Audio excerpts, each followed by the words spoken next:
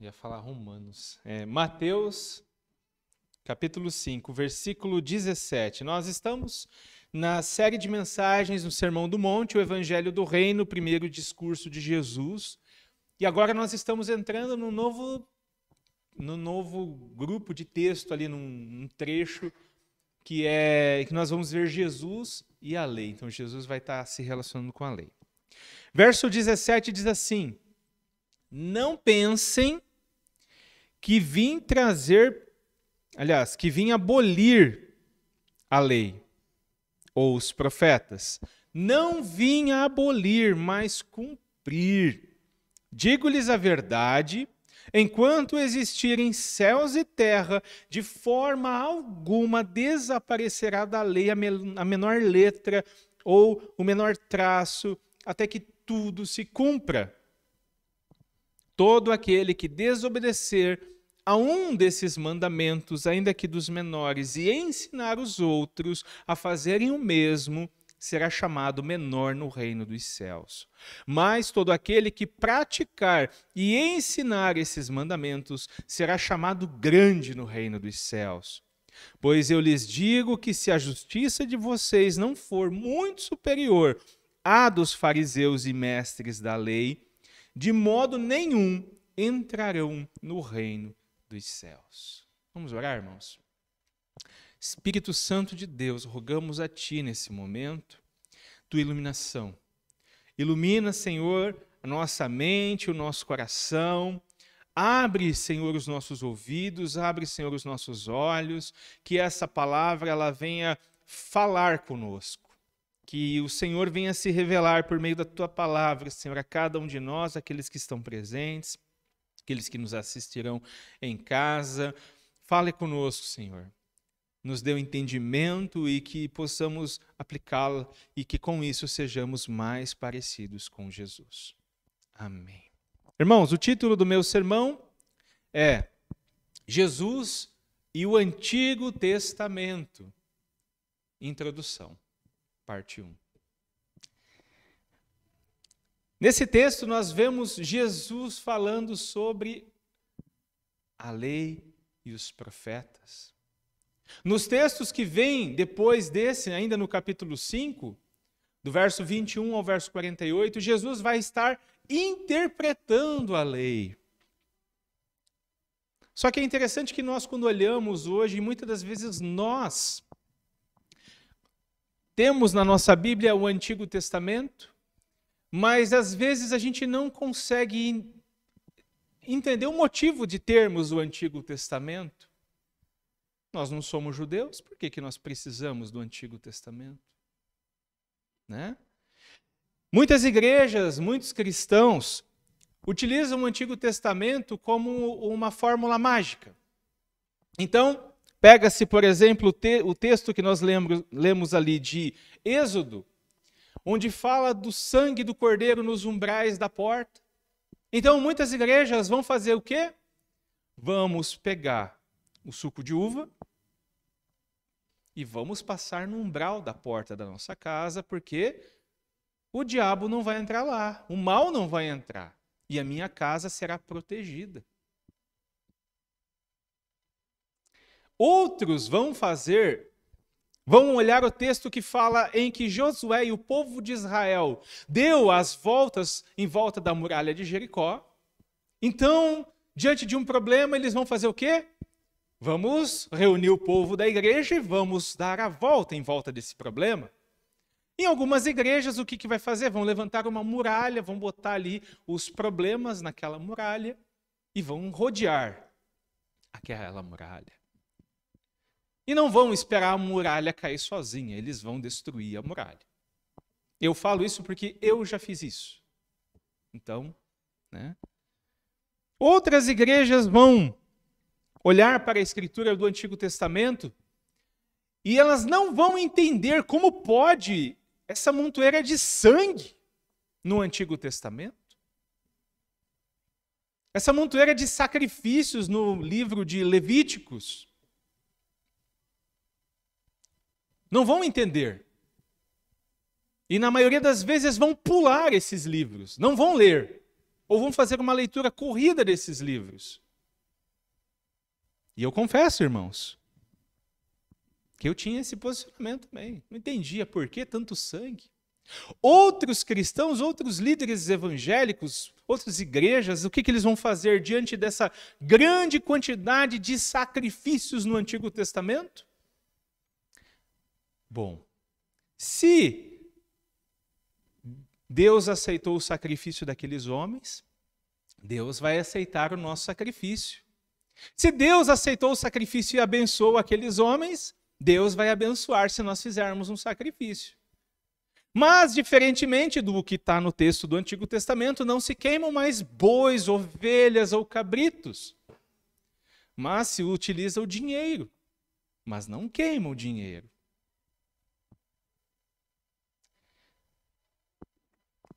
Então olham muitas das vezes para esses textos e não entendem o que esses textos estão dizendo e o motivo por que nós cristãos temos em nossas Bíblias. Já no começo da igreja, um homem chamado Marcião rejeitava o Antigo Testamento. E muitas cartas e muitos livros do Novo, por causa da questão judaica. Não, o Deus do Antigo Testamento não é o Deus cristão, não é um Deus de amor. Então, vamos tirar. Vamos ficar só com os livros que falam do amor de Jesus, que falam de Jesus, mas que não nos lembrem o Antigo Testamento. É interessante que isso foi rejeitado pela igreja como heresia, foi condenado como heresia, mas ainda assim, nos dias de hoje, muitos cristãos têm o mesmo posicionamento diante do Antigo Testamento. O texto de hoje nós temos aqui Jesus, nosso Senhor Jesus. Ele está no alto da montanha. Diante dele estão os 12 discípulos que se tornariam apóstolos e tem também uma multidão. Afinal, a fama de Jesus crescia e as pessoas afluíam até ele. Nós vimos na primeira parte desse capítulo as bem-aventuranças. Em seguida, nós vimos o comportamento do discípulo de Jesus. Ele deve ser sal e luz nesse mundo. Agora nós entraremos num trecho do Sermão da Montanha, onde o nosso Senhor Jesus vai falar sobre a lei de Moisés, sobre o Antigo Testamento. Ele não vai apenas falar, mas ele vai dar um posicionamento dele e ele vai interpretar o Antigo Testamento. Então, nós chegamos ao texto de hoje. Note que o texto, aliás, o Senhor Jesus, ele tem um paralelo com Moisés.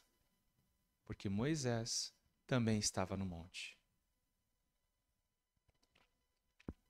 Diz assim, no verso 27, primeiro ponto, a primeira verdade desse texto é: Jesus cumpriu o Antigo Testamento. No verso 27 diz assim: não pensem que vim abolir a lei ou os profetas, não vim abolir, mas cumprir. Então, se você esquecer tudo que eu falar nessa noite, lembre disso. Jesus cumpriu o Antigo Testamento. Se você esquecer, se sair da porta para fora e você esquecer de tudo, lembre-se disso. Jesus cumpriu. Jesus não veio abolir a lei, Jesus veio cumprir a lei. Jesus não veio revogar a lei, anular a lei, mas ele veio cumprir a lei. Ele veio cumprir aquilo que estava escrito sobre ele. Cristo é o ponto de chegada do Antigo Testamento. O Antigo Testamento começa em Adão. Em Gênesis, na criação. E o ponto de chegada é Cristo. Não pensem que vim abolir a lei e os profetas. Jesus está fazendo uma negação. Jesus está negando. Não pensem que vim abolir a lei e os profetas. Então, ele deixa muito claro o quê? Ele tem uma missão. Jesus tem uma missão. Jesus veio em uma missão. Mas a missão de Jesus não era anular a lei e os profetas. A missão de Jesus não era invalidar a lei e os profetas. A missão de Jesus não era trazer uma nova doutrina. E ele faz essa negação. Mas, Fernando, o que é a lei e os profetas que Jesus está falando? Bom, a lei e os profetas é todo o Antigo Testamento. Todo o Antigo Testamento. Nós vamos ver no Novo Testamento Jesus falando lei, profetas e escritos, lei, profetas e salmos. E aqui ele fala lei e profetas. A Bíblia hebraica, o Antigo Testamento, aquilo que nós conhecemos como Antigo Testamento, é chamado também de Bíblia hebraica. E ela é dividida em 3 partes. Lei, os 5 primeiros livros de Moisés, os profetas e os escritos, escritos ou salmos, como Jesus vai falar, que entra os salmos, os provérbios, os cânticos. Então, essa é a divisão da Bíblia hebraica. No tempo de Jesus, não estava ainda decidido se eles chamavam só de lei e profetas ou só de lei, profetas e escritos. E Jesus vai falar de uma hora lei e profetas, como aqui, em outras lei, profetas e escritos. Jesus está deixando bem claro algo que ele não veio fazer. E o que ele não veio fazer? Ele não veio revogar o Antigo Testamento. Jesus não veio invalidar o Antigo Testamento. Naquele tempo, nos dias de Jesus, não existia aquilo que nós temos hoje como Novo Testamento. O Novo Testamento começou a ser escrito muito tempo depois da ressurreição de Jesus. Lá pelo ano 50, começa a ser escrito. O apóstolo Paulo é o primeiro a escrever. Jesus morreu em 30, 33. Muito tempo se passou. Quando Jesus faz essa negação, ele não deixa margem para que alguém interprete ele errado. É isso que ele quer fazer aqui. Ele não quer que os outros olhem para o que ele está dizendo e falem que ele veio revogar a lei, que ele veio anular a lei. Não! Jesus está situando o seu ensino no Antigo Testamento. Ele não veio trazer uma nova doutrina. E ele afirma, então, o que ele veio fazer. Ele diz, não vim abolir, mas cumprir. Uau! Uau! Isso é algo tremendo, irmãos. Uma das mais importantes afirmações do nosso Senhor Jesus. Eu não vim abolir, eu vim cumprir o Antigo Testamento. Eu não vim revogar o Antigo Testamento, eu vim cumpri-lo. Eu não vim abolir as escrituras judaicas, eu vim cumpri-las. Por quê? Todo Antigo Testamento apontava para a obra redentora do nosso Senhor Jesus Cristo. O libertador, o redentor, aquele que salvaria o seu povo dos seus pecados. O Antigo Testamento profetizava, inclusive, como seria essa redenção, essa libertação, esta salvação, essa obra maravilhosa do Senhor. Todos os rituais de sacrifício apontavam para o sacrifício de Cristo, para aquilo que um dia Cristo fez pelo seu povo. Então, quando nós olhamos para Jesus, nós vemos em Jesus o cumprimento de todo o Antigo Testamento, irmãos. A sua vida, morte e ressurreição testifica o cumprimento de todo o Antigo Testamento. E é isso que Jesus está dizendo aqui, que ele cumpriu a lei e os profetas. É assim que Jesus se relaciona com o Antigo Testamento. Ele é o cumprimento do Antigo Testamento. O Antigo Testamento, ele não é um emaranhado de palavras e atos desconectados. Não, eles estão todos eles conectados na história da redenção. Todos os atos, todas as palavras do Antigo Testamento estão ligadas, interligadas ao plano de Deus, ao plano redentor de Deus. O Antigo Testamento é uma grande profecia, é a maior profecia que é cumprida em Jesus. Nós temos que podemos pensar, aliás, no Antigo Testamento, como um terminal central de ônibus lá de Joinville.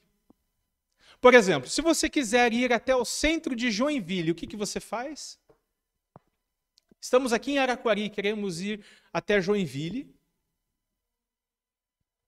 Vamos até Uitinga. Uitinga, pegamos qualquer ônibus que passa ali, vamos até o Terminal Sul ou até direto ao Terminal do Centro, dependendo do horário. Todos os ônibus de Joinville, da rede de Joinville, da Gideon ou da Transtusa, todos eles estão interligados. E de qualquer lugar da cidade, você pode sair de qualquer lugar da cidade que você quiser ir. Se você quiser ir lá no centro, você pode ir pagando uma passagem só. E o Antigo Testamento é isso. Todo o Antigo Testamento está interligado e leva até Jesus Cristo. Qualquer texto que você pegar do Antigo Testamento, você caminhar por ele, qualquer livro do Antigo Testamento que você caminhar por ele, ele vai te levar, ele vai te apontar para aquilo que Jesus faria um dia. Para o plano redentor de Deus. E é por isso que nós temos o Antigo Testamento.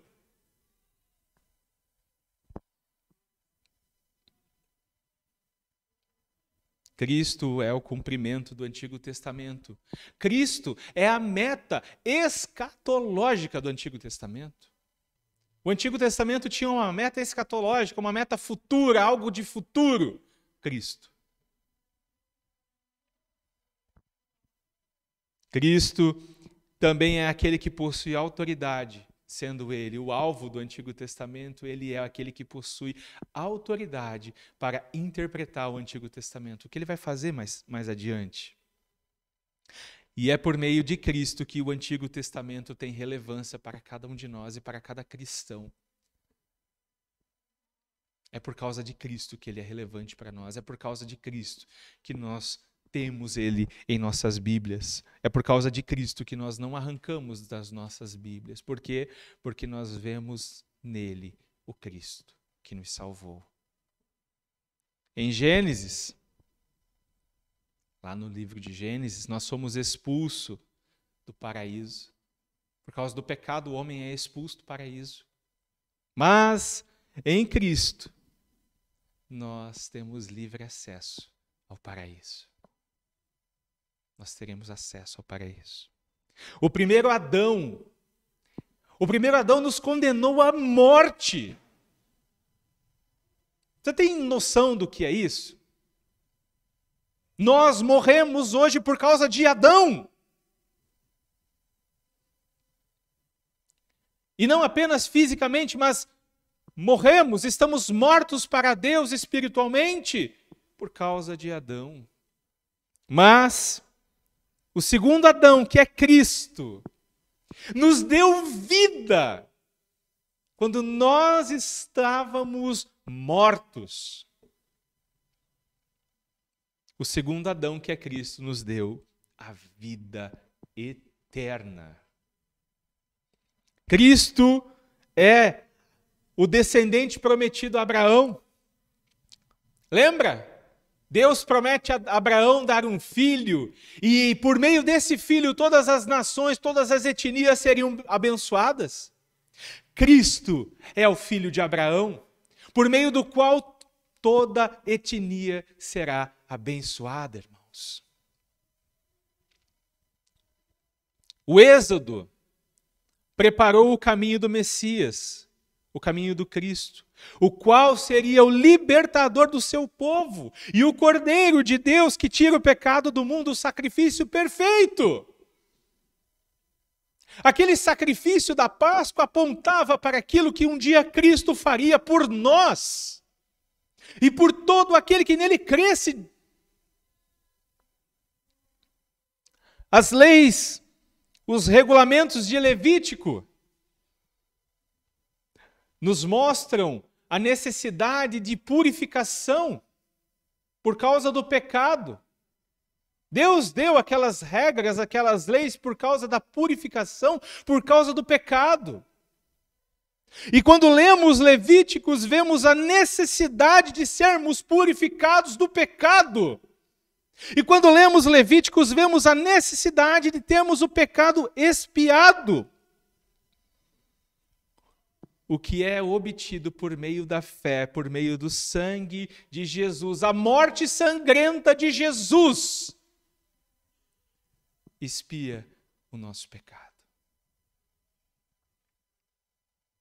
Então, quando lermos Levíticos, aqueles sacrifícios, aquilo lá está mostrando o que Cristo faria um dia. Números. Em Números nós vemos que os israelitas, assim como nós, fracassaram no deserto. Mas Cristo, quando esteve no deserto, venceu o diabo, venceu a tentação. O nosso Redentor venceu. A batalha que era nossa, ele venceu. Em Deuteronômio nós temos Moisés. Ele é o mediador da antiga aliança. Moisés está lá no alto do Monte Sinai. E ele é o mediador da aliança. Porque Deus está dando uma aliança para o seu povo que tinha recém sido liberto do Egito. Uma aliança escrita em tábuas de pedra. Mas em Jesus Cristo nós temos o mediador da nova aliança, o mediador de uma nova lei, da lei que não é escrita mais em tábuas de pedras, mas é escrita no nosso coração. No coração daqueles que são redimidos.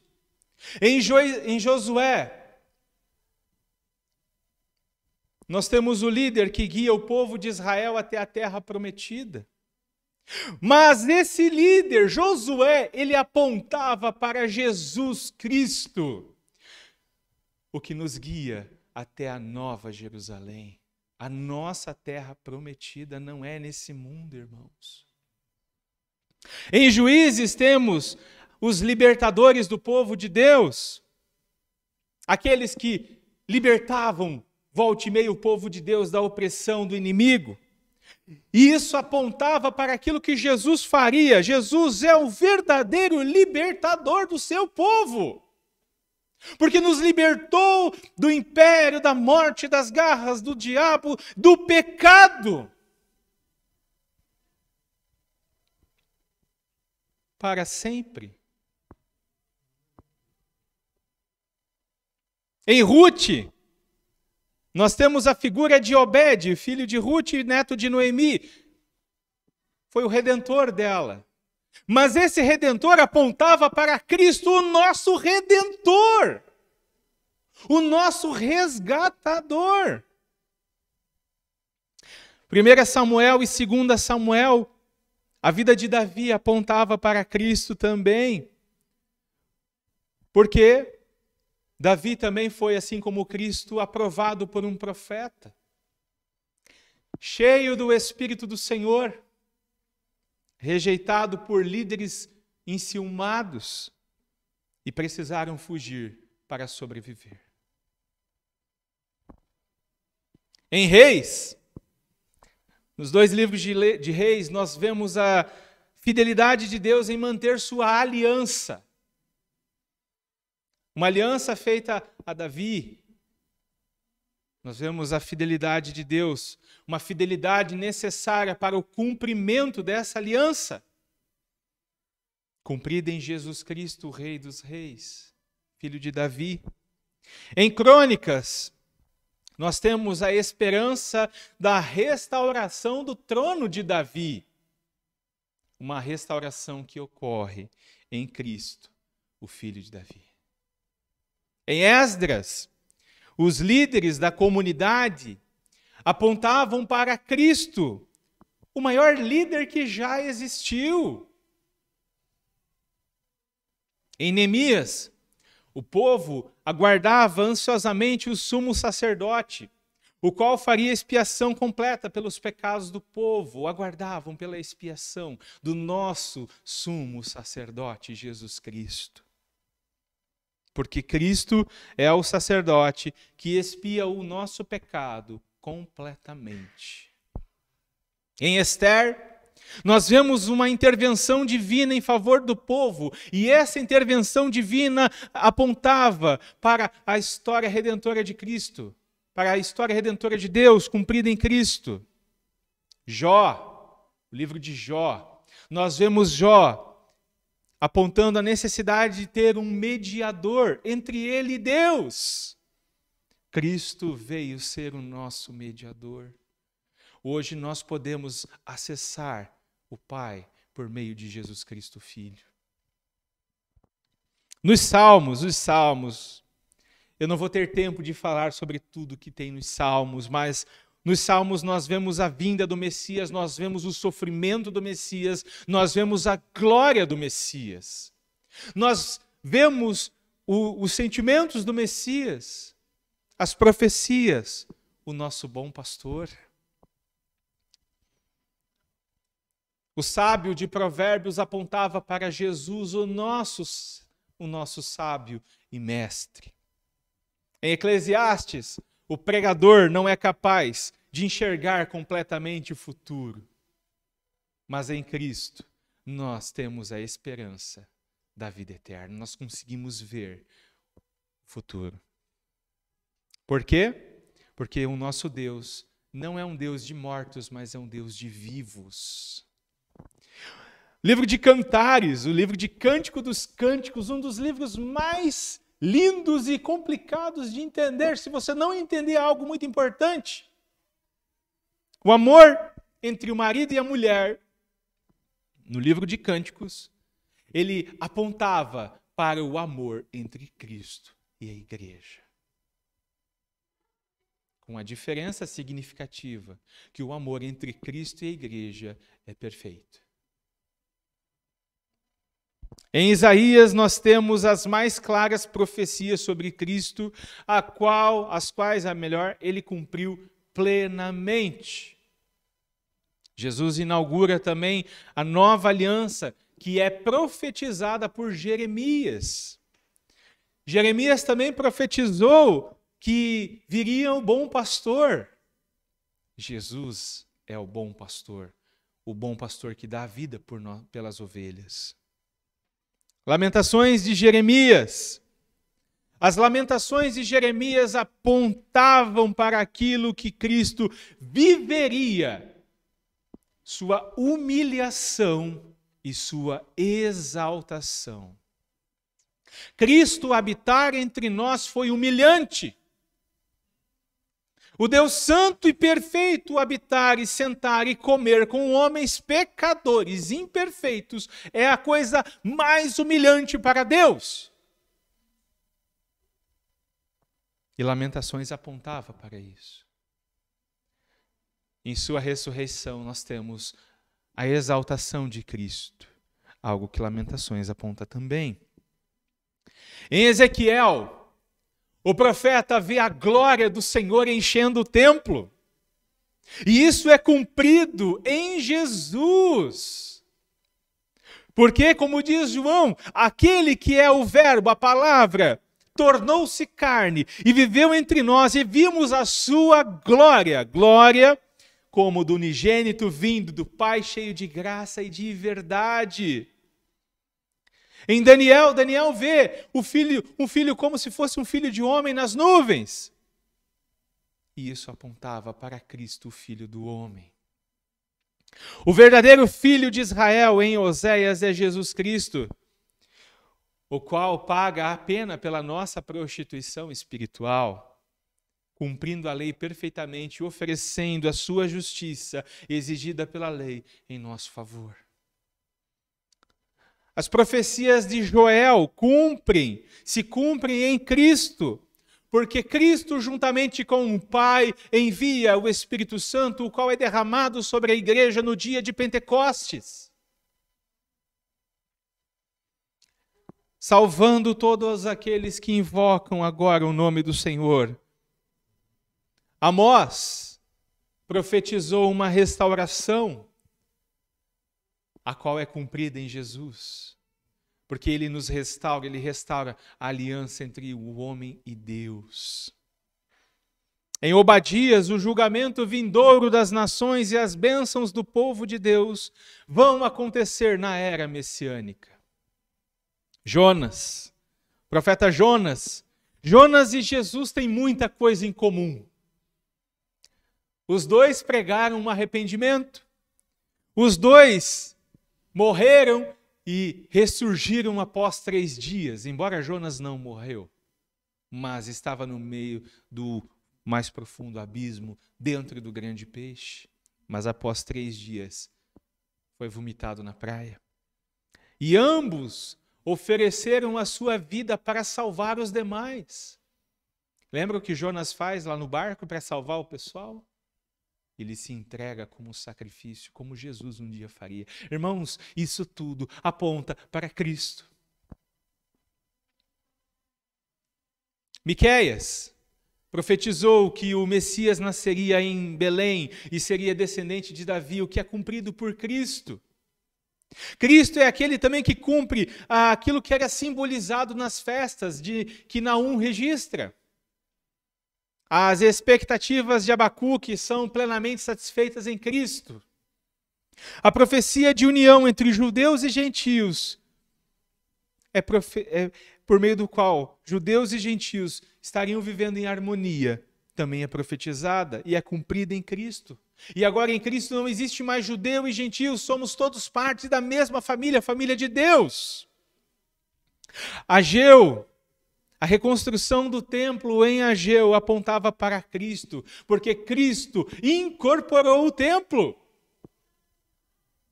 Lembra quando ele fala que em 3 dias o templo seria reconstruído? Jesus cumpriu também Zacarias quando entra em Jerusalém montado num filho de uma jumenta, num jumentinho. E quando é transpassado também pela lança. Jesus cumpriu Malaquias ao ser o filho que honrou verdadeiramente o seu pai. Lembra de Malaquias? Geralmente a gente escuta Malaquias para ouvir falar de dízimo. Sim ou não? Devorador vai te pegar, hein? A mensagem principal de Malaquias não está relacionada com dízimo. Não quer dizer de dinheiro. A mensagem principal se cumpre em Cristo. Cristo é o Filho que honrou de verdade o Pai. Irmãos, da próxima vez que você lê o Antigo Testamento, procure Cristo no Antigo Testamento. Trazendo para a nossa vida, aplicando na nossa vida.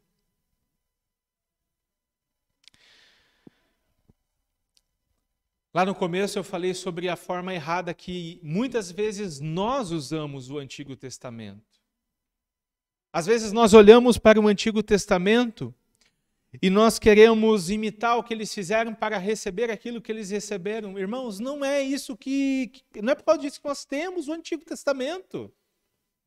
Deus não nos deu o Antigo Testamento para ele ser um script de um teatro que a gente vai reproduzir e vai receber as mesmas bênçãos.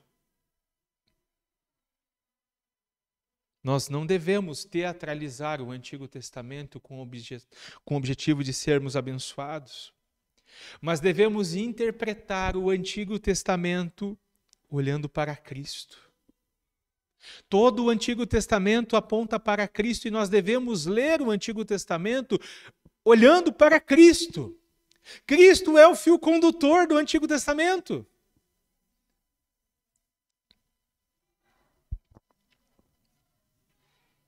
E nós devemos interpretar o Antigo Testamento com base no Novo Testamento, com base em Cristo. Mais adiante nós veremos Cristo interpretando o Antigo Testamento. Um dos maiores erros que eu cometi na minha vida foi ter lido o Antigo Testamento, interpretado o Antigo Testamento longe de Cristo. Sem encontrar Cristo. Sem Cristo, o Antigo Testamento não passa de um monte de regras, de um monte de leis, de um monte de sangue, de um monte de morte, de um monte de coisa que não faz sentido nenhum. Cristo é o alvo do Antigo Testamento.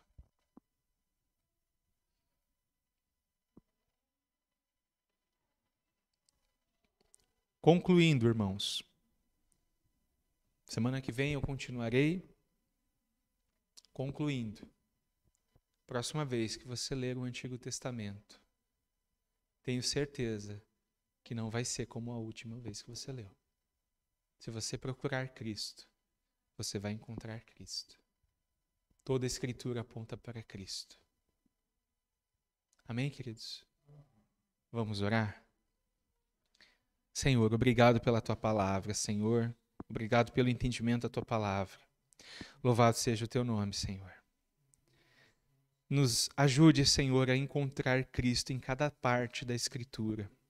Nos ajude a encontrar Cristo em cada parte do Antigo Testamento, em cada verso, em cada sacrifício, em cada personagem, em cada evento. Nos ajude a enxergar o Teu plano redentor, o qual se cumpre em Jesus Cristo. Essa é a nossa oração nessa noite. Em nome de Jesus. Amém.